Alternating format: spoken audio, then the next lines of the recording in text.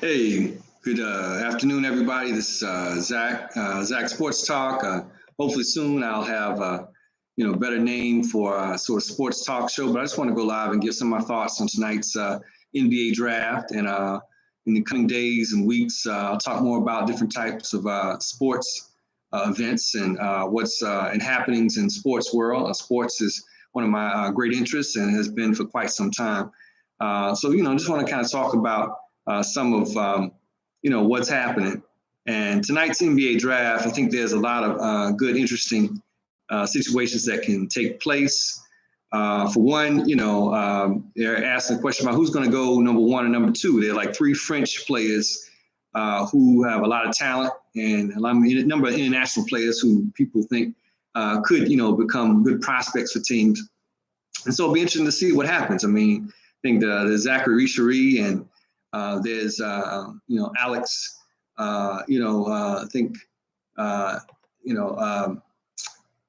Alex Sarr, who could be number one picks, and so it's interesting to see. But I just like to offer that it's based on team fit and team chemistry and what general managers believe will help make teams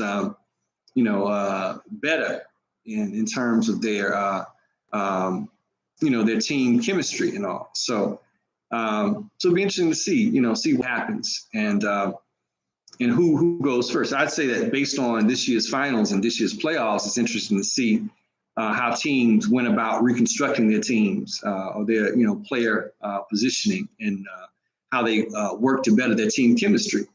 For instance, Dallas Mavericks, signed Kyrie Irving to go along with Luka Doncic. And that, created a formidable backcourt that, nearly got Dallas to the NBA's top penultimate position. I mean, even though they lost to Boston, they, beat some very good teams, Minnesota and Denver, defending champions. So, it's like, how do you conceptualize a team? How do you conceptualize the chemistry and makeup of a group of people and players that you believe can gel together and come together? I think that's interesting too. I mean, you think about Boston. Boston drafted Jason Tatum to go along with Jason Brown, and I think that that created a great mix of players.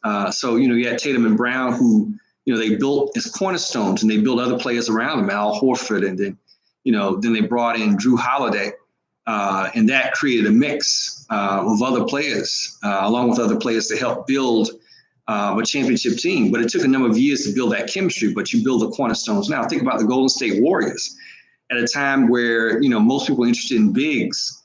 They create a new philosophy, a new way of play and style of play, based on, international play and the importance of the 3-point shot. And you had, Clay and Steph and others coming together and building a sort of motion type offense that would revolutionize basketball. Think about Michael Jordan in an era where they were looking for bigs at a time when bigs, were, what mattered. Michael Jordan was a player that worked within a system at UNC. And we didn't get to see Michael Jordan showcase complete talents until Michael got to the NBA. But you have to be able to see that sort of star power and fit within a player and have that sort of inner vision to be able to know, this player can make a good fit. And we give respect to the late general manager, Jerry West, the logo of the NBA. And let me just kind of, move some stuff here, to kind of show some, appreciation for what's, what's taking place. And, it's like the NBA logo, the player who really revolutionized, long-range 3-point shooting, but more so also as a general manager, helped to bring together, and contribute to the Golden State Warriors basketball team. Thinking about different ways to reconceptualize and rethink and reinvent, a basketball team and basketball players, that matters. So, it's interesting to see, what could happen. I think, you got a lot of talent, in this year's draft, players who, are coming, from college, players who are international players, and there are other players as well, who I think can really make solid contributions to teams. I think in terms of Atlanta and Washington, it's a matter of who those teams see as, as a good fit. I mean, there's a number of talented players in Atlanta. Of course, you got Trae Young, and you got DeJounte Murray and others who help build, a good team that a number of years ago was close to really competing, for an NBA championship. And so how do you fit, a new player into that system, and how does that player fit with the existing players? That's what a lot of people, I think, should consider and should think about. Whether Ricchery or Sarr should be the number one pick, it's a matter of how those, those teams see those players and those players fitting. If you look at Washington, for example, Washington has Jordan Poole, who has that experience in working with Steph Curry and playing with Klay Thompson. And so you got, Kyle Kuzma, and you got, Johnny Davis, and you got Jordan Poole, who, whether it's Ricchery or whether it's Alex Sarr, could build a very interesting team in Washington with a new head coach and a new style of play. So it'll just be interesting to see what happens, and and how teams go about looking at players. And people, of course, have interest in seeing what the Los Angeles Lakers, one of my favorite franchises, will do. I mean, to who the Lakers will put with LeBron and Anthony Davis and other talented group of players. There are a number of free agents that they can pick up as well. But at number 17, they keep that pick, or if they try to move up and make a trade with a team that maybe in the top of the draft, a lottery, who may want to move back in the draft.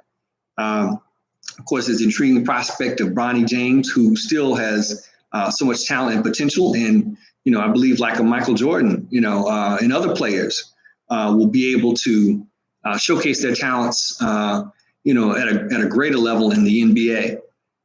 So it's interesting. I think, you build a system around particular players and talents of particular players. And again, if you put the right kind of pieces together, I think you can, have a very interesting, mix and makeup, of players. So it'll be interesting to see what happens, hopefully in future, so shows. I'll talk more about the WNBA and, the kind of political situation and style of play and talent that's in the WNBA, and comparisons between the NBA and WNBA to see what we can, what we can come up with and talk about.